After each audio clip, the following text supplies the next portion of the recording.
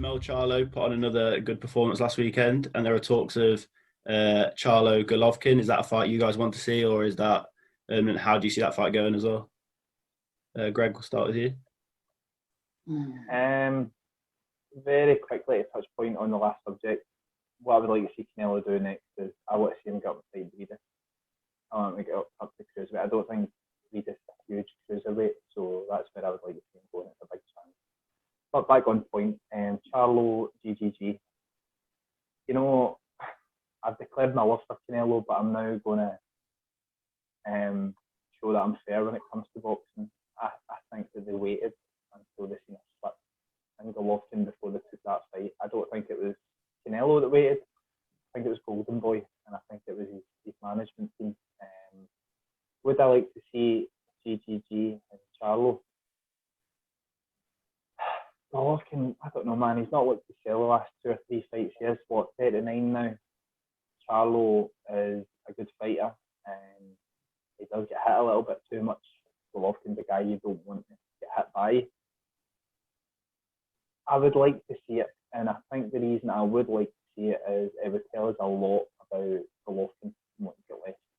If Golovkin's got 70 or 80%, he'll knock Charlo out. If he doesn't, he'll hang him up. Yeah, what about you, Doey? Is that a fight you want to see? Yeah, I agree. I agree, spot on there for me. That yeah, it is a fight I want to see, but then it's one of those fights where I want to see it based. I almost want to know what the outcome is first, because I don't want to see a Charlo fighting an over the hill Triple G and Triple G comes out with like a loss or a bit of a. He's not going to take a big beating, but I don't want to see that. Like it would almost look disrespectful. Like if Charlo comes and he fights like a shadow of Triple G's former self. I don't know. It's not so good for Triple G. It's good for Charlo's record. I'd like to see it with Greg there. An 80% Triple G is enough for me. I think he's too good, too strong, too tough. Probably the hardest chin in ever. So yeah, I don't know. I like that ever. I mean, I don't know.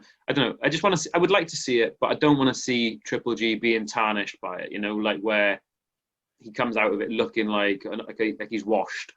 But when I read that this fight was happening, that's kind of the impression that I got. It was kind of like matchmaking where the Charlo brothers are, especially in America, maybe not here in the UK as much, but they're being promoted, and I think it's Showtime are like pushing them so hard in America that a Golovkin fight, if Charlo can find a way to beat Golovkin, like as you say, I think that just catapults him to the next level. The same way AJ beating Klitschko here, they're similar ages at the time.